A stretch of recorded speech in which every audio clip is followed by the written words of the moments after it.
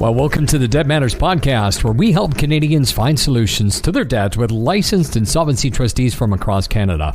I'm Wayne Kay, and in today's show, going to be talking about cultivating financial independence in your children. And what does that mean? How do you talk to your kids about money? So we're going to learn about all the things that maybe we had to sacrifice as we grew up without material wealth, and how you can help your children, get through the same thing. When's the right time for them to get a job? Maybe your kids feel like, well, you have nice things, so they should have those nice things too. And how and when do you start training your child to be financially independent? Also, can't forget, moving out and heading to university, what do you do now? All that and more coming up today. My guest, Francyne Myers from Allen Marshall and Associates, licensed insolvency trustee with offices in Alberta, New Brunswick, Nova Scotia, and Prince Edward Island. Hi there, Francyne. Hey, Wayne, how you doing? I'm doing great. Thanks for being on the show. We always have a great conversation. Yeah, I'm looking forward to it for sure. Especially when we're going to be cultivating. Oh, yes. Yes, exactly. We're cultivating financial independence. But it is really so important. And you and I have talked about this stuff before, kind of off the show, about our kids. So I'm really happy that we can dive into this whole thing. And I don't know, our kids... Are kids going to be better off than we were at 18, 19, 20, or worse off? You know what? That's a really interesting question, because I'm sure that every generation thinks that they're better. They would have been better the way they were brought up than their children, right? So I guess it's a matter of perspective, right? We really won't know until our kids, we see them growing up to see if they're okay. I do worry about this generation, but I'm sure my parents worried about my generation too. Did they though? I don't think my parents sat awake ever. No. I don't think. They were like, oh, I wonder if Wayne's going to retire. Maybe we should help him out and give him some help with some RRSPs to start off his life. Oh my God, isn't that the way it is now, though? Yeah, you know what? Honest to God, it's the hover parents have come into their own, right? Yep. But I mean, a lot of people feel like they had to sacrifice as they grew up without any kind of wealth, and should their kids go through the same thing? I don't know. Well, I guess why not, right? I think it's the way we also measure success. Right? We look at it from a material point of view, which I think is probably not the right way to look at it when you really think about it. Hard work, sacrifice, perseverance, these things all build character and make you the person and made, you and I, the people we are. And I kind of feel like if we're not letting our kids, have a few bumps along the way, they're not building that character. They're not building that resilience, right? Now, look, if you grew up, with hardly any food, not proper nutrition, you slept on a mat, okay, I could see you definitely wanting more for your children. Those are necessities of life, right? But I do find that sometimes some parents, and I got to tell you, I struggled with this with my kids when they were, younger, because I got an education. We had a little bit more when I was growing up, but I had to really struggle with, okay, I can't get them everything they want or the latest fads or, try and relive my childhood through them, because it's not really teaching them anything. It's not teaching them the value of a dollar. It's not teaching them financial independence. It just means you want something, you ask mom and she gets it to you, right? I don't think it's a very healthy way to do things. You, of course, provide them necessaries of life. And then, you know what? You let them work for the little extras in life. Like if they want very nice clothing, which is, a lot of teens want these designers. They got all these gadgets. Younger children can be trained to save up money they receive from birthdays and Christmas, or they can ask for money for birthdays and Christmas and save it. A lot of kids do that. Older children who are legally allowed to work should have a part-time job. And must say, a firm believer that as soon as a child is old enough to go to work or to have a part-time job, that they should. We're not talking a whole bunch of hours, but even, 6 hours a week or 12 hours a week, a couple small shifts during the week and maybe a weekend shift. I really think that teaches children financial independence and gives them some confidence. Mm-hmm. The only problem is that a lot of parents are going to say, well, my kids are just so busy that they need to just relax when it comes to the weekend. Okay. So have you ever seen on your cell phone that it will tell you how much screen time you've spent over the last week, Wayne? Have you ever seen that? I do, yes. Okay. So I hold down a full-time job. I have 2 teens, 3 if you count my husband, right? A busy household. And I still apparently find enough time to spend about 2.5 hours on my phone every day. Now, how does that happen? I don't know, but it does. It absolutely flabbergasts me. I can guarantee you a teenager uses a lot more time than that on their cell phone. Now, if your teenager is poring over their homework and reviewing their notes every evening and on weekends, fine. They probably don't have time for a job. I don't see a lot of kids who are doing that. I think kids have a lot of spare time that could be channeled into a job. Now, you may have some teens or children, younger children who are involved in competitive sports or something like that. Those children are so highly scheduled that there really isn't a lot of time for anything else, right? And that's a whole other debate in and of itself, right? Mm-hmm. So for those kids, juggling schoolwork and their activities and a job would probably be too much. But I got to tell you, juggling schoolwork and a job will teach a child time management, which is very important. A lot of adults have not learned that. Discipline and responsibilities, which are very important skills to instill in your children. Absolutely. And especially once they leave home and go off to university and they're on their own. There's nobody there to tell them when they need to start a meal or cook a meal or get to this class or that class. And so it's really important for them to learn that time management. I 100% agree. You know what? They're going to make mistakes. I mean, we all did, and they will still learn. They will still need to learn, of course, but to at least give them the basics, right? To build on that, because that's part of adulthood, young adulthood. You call your parents for advice and what have you. You're still learning, but you want to make sure they have a little bit of that base, right? Before they do go out in the world, because as you say, there's really not that many people there who are going to say to them, hey, hon, it's time to get up and go to school. Right. They're going to have to do that themselves. Yeah. And when it comes to this job that you're talking about them getting, do you get involved with helping them with the savings and the looking at the finances of that and paying for their own cell phones or paying for gas for their cars? Yeah, I really think you should. And then I said 2 teens. One's at university now, so that's a whole different experience. And then I have one who's younger, but is old enough to work, and she just started working on a job. She wanted me to come in with her to drop off her resume. I said, no. Good. Right. Yeah. I really think you're 16. You should be going in, be able to drop off your own resume. That was fine. When an employer sees, 16 or 17-year-old come in with a parent in tow, I wouldn't hire that kid. Right. That just tells me that kid can't do anything without a parent. So how are they even going to get to work on time if they can't even drop off a resume, right? Mm-hmm. So I was asked to come in. I said, no, you need to do this on your own. She was fine. She just went in, dropped it off, actually got the job on the spot. The other thing we just did recently, and what I'm teaching her is you go through, when you get paid, you make sure that your hours are all there and you go over your paycheck. Well, she missed some hours on her paycheck. Mm-hmm. She wouldn't even have thought to do that kind of thing. So it's also on making sure that you log when you're working and check your pay and make sure that you're getting your proper wages, right? So that was another layer we're just kind of working on right now.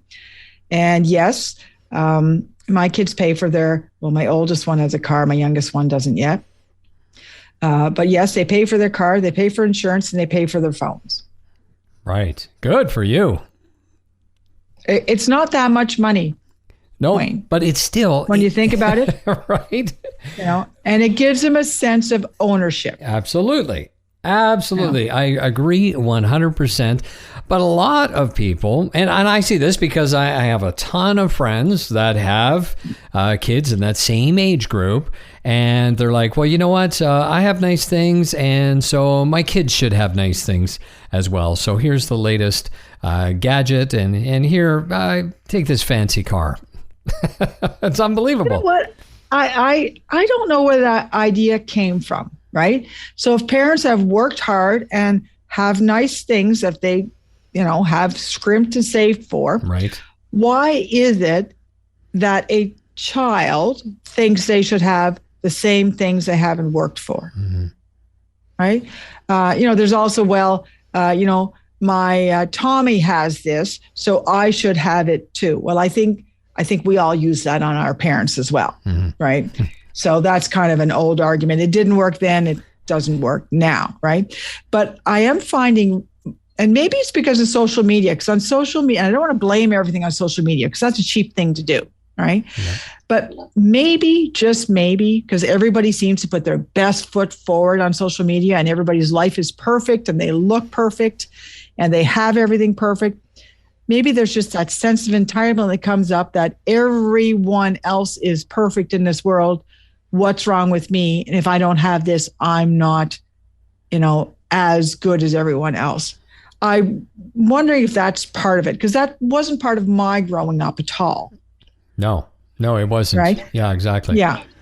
And there seems to be more of a pressure that way to be more, look put together and have, say, look, my parents are paying for all this and I have this and I have that.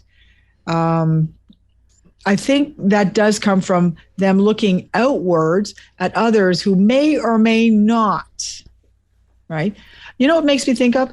When I was younger, the models in the magazines, right? Mm-hmm. And as a young girl, you look and you're like, oh my gosh, they're so pretty, they're so slim. And then you realize afterwards that even the girl in the woman in the picture doesn't look like that. Right, yeah. It's been run through all these filters. It's an impossible standard.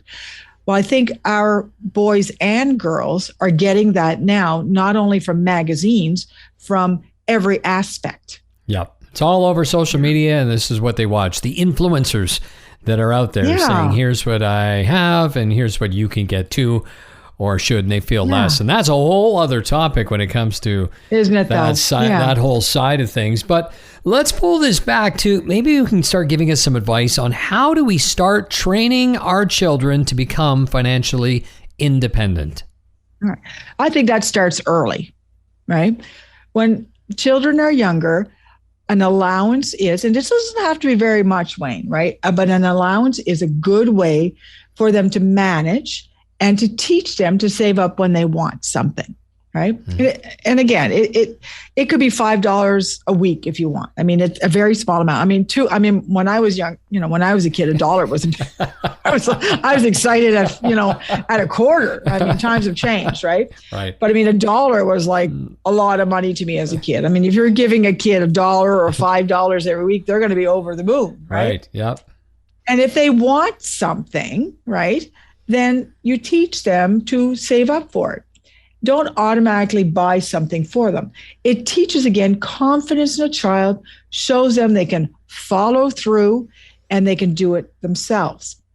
And also teach them what money is. These days, now with COVID, cash kind of went by the by, right? Mm-hmm. Nobody wanted to handle money anymore. You don't see it that much anymore. They're like, please pay by credit card, please pay by debit cards. We don't want to handle this dirty money. Yeah. Right. And e-transfers. That's the big thing, exactly. Right? Yeah. Exactly. And I haven't seen a check for, I don't know, must be 20 years at this point, right? But I think it's not a bad idea to just show a child, what a $5, we don't have dollar bills now, of course, but what a $5 bill is. Show them what a toonie and a loony, so that they really have this tactile experience. I think children are very visual and very tactile. If they hold it, they'll understand this is $1, this is $2, this is what you buy with this. And they can kind of put it together with prices in a store or online. Make it real to them. And giving them a small allowance, don't get them involved like the household budget, or that's just not age appropriate. right? They're just not going to understand Right. that. But little lessons here and there on money every few days, and make it real to, to life. Even if I haven't even seen a commercial, these days, but I know they're out there somewhere. If something comes up, say, look, that's the cost of that, and so that they kind of understand that things cost money and there's the sacrifice, there's not a money tree out back. Mom makes money and, she has to pay the mortgage, you have to do this, and there's expenses, and then you save up for the things you want, right? You try to get them away from thinking that they could just buy it on credit. Believe me, when they leave your nest, the world will teach them that, right? Oh my goodness. Really? Buying things on credit as teenagers? Yeah. This is a thing? Well, no, when they actually leave home, right? Okay. They'll get taught then. Well, you know what? That might happen. I certainly hope it doesn't happen that much, although I'm sure it does happen. Right. But be very, at least so they, don't bring the idea, well, you can mommy will just put it on her Visa and you can have it. Right. Yeah. It's an idea that we save up for things because when they leave, they will be very quickly introduced to the, concept. Everybody else will have a credit card, and it's just kind of the way people seem to buy things these days. Yeah. Right. Personally, I've talked about this on the show before, but I still love the saving up to buy something. And whether it's a guitar, I'm on a guitar kick now that my kids are off my payroll. I can buy some guitars finally because I love playing guitar. But and I could just go buy one. But I like I'm just going to put away a couple $100 here, a couple $100 there, and save up. And then I have the cash. I just go buy whatever it is I'm looking for. And I don't know why, even for some reason, even now, it's exciting to me. It's a sense of accomplishment. It's something you've done. And here's the other thing that it teaches, which I think is kind of missing because of the credit card era, is discipline, right? We don't have to discipline ourselves. So what you've done is exactly right. You've disciplined yourself to save up, and you haven't gone out and put on a credit card. Right. No. That's missing from a lot. And that's a whole other show. Discipline is things like, not sleeping till noon, making sure you eat well. A lot of things that happen to people is because they do lack discipline in their lives. And like I said, that's a whole other topic, right? Mm-hmm. But things like teaching children, or even same as you and I doing that, it takes discipline to hold back and not go get what we want right away, right? Yeah. And then with kids opening bank accounts, right? You can go in, open a youth bank account. You're usually, if they're a certain age, you have to be joint on the account with them, but there's no fees, right, with them. Yes. And explain to them that, hey, when you have money in the bank will pay you for using your money, right? If you borrow from the bank, then the bank's going to charge you for using their money, right? Yeah. To a child who has they're very smart and very logical, actually will say, well, why would I want to do that? Right? Why would I want to take money from the bank and pay them for the money when I could put my money in the bank and they pay me? Yeah. Right? It makes perfect sense. It's not childish, but children are actually much smarter and very cheap, by the way, when it comes to their money. Yeah. And I've seen that with both of my kids. When it comes to their money, that's for sure. They're cheap with it for sure. Then all of a sudden, so hopefully we've got them all trained, and we only have a couple of minutes left here in this show. We get everybody trained. They know the value of money. They know they need to work. They know they had to save. And now all of a sudden, just like your daughter, off to university, what happens then? Well, hopefully you've set a base, they're independent, and they're on their way. All right. So then you really do switch. And I've seen a switch myself in my life. So I am speaking from experience. We've gone from parenting to being consultants. Yeah. Right. They have to figure things out on their own. The child, the teenager, will still call home at almost 19 years old or on her way to 19 and want us to fix her problem or solve something or call someone for us. You have to, again, stand back and say, no, you are an adult now. You need to do this on your own. You can provide guidance on how to do it. Right. Yeah. But they really need to do it on their own. It can be very hard to do that as a parent, but you're not doing any favors for your child if you don't do it. The number of friends that I have that own their own businesses, and the parent will call because their college or university student can't make it into work, would blow your mind. So I appreciate you so much saying that it's critically important that we teach our young people to take that responsibility to pick up the phone and be able to take care of these issues on their own. 100%, Wayne. Yeah. It is shocking. In fact, currently, I know some professors in university who said they've never seen more parents call than ever in their teaching careers. And really, Wayne, that's on the parent, isn't it? It is on the parent. Absolutely. Yeah, we got to let our kids figure this stuff out. You got to come back because we're going to talk a little bit more about, budgeting and those kinds of things as well. What is your final words of advice here when it comes to, teaching our kids about finances? I guess the takeaway would be you have to allow a child, to set their goals, save money. You're going to allow your child to build confidence. It will teach them responsibility, time management, and also give them that sense of discipline as they go through life. Mm-hmm. Great advice, Francyne. Always a pleasure having you on. Thanks very much. Oh, you're welcome, Wayne. Take care of yourself. Well, my guest today, Francyne Myers. You can learn more or schedule a free consultation with Alan Marshall and Associates, licensed insolvency trustees. You can simply go to the website, wecanhelp.ca. wecanhelp.ca. And that is it for today's Debt Matters podcast. If you know somebody who needs this information, they can learn from it. Maybe it's your kids, maybe it's just a family friend. Please feel free to share the podcast link, and don't forget to subscribe wherever you get your favorite podcast from. If you want more information, you can always check out our website, debtmatters.ca. Thanks very much for listening.